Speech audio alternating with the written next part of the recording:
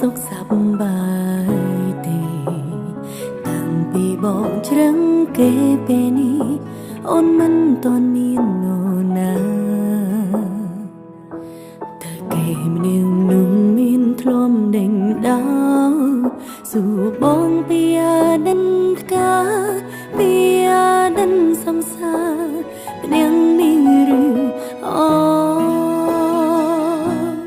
បើអូនជួបគេអូននឹងប្រាប់បងជាមនុស្សល្អចាំគេថាមេមិនធ្លាប់ក្បត់អូនសំបីមិនដូនតែគឺអូ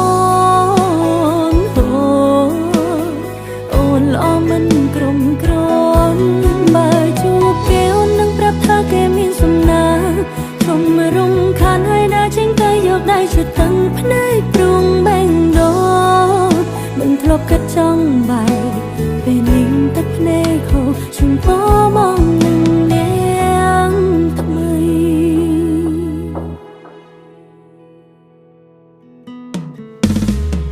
មួយរយៈនេះបងសុខសប្បាយទេតាំងពីបងជ្រឹងគេពេលនេះអូនមិនទាន់មាននរណាតែគេម្នាក់នោះមានធ្លុំដេញដោលសួរបងពីអាដិនថ្កាពីអាដិនសង្សារម្នាក់នេះឬអូបើអូនជួបគេអូននឹងប្រាប់បងជាមនុស្សល្អប្រាំគេថាមានមេមិនធ្លាប់ក្បត់អូនសំបីមិនដូនតែគឺអូនអូនល្អមិនក្រុមក្រ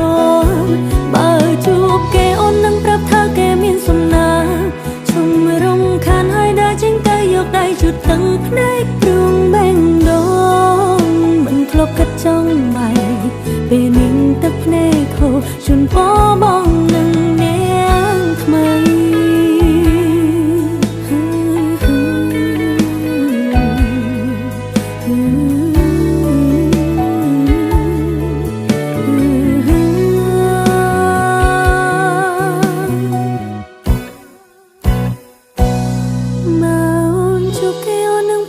ជាមនុស្សល្អ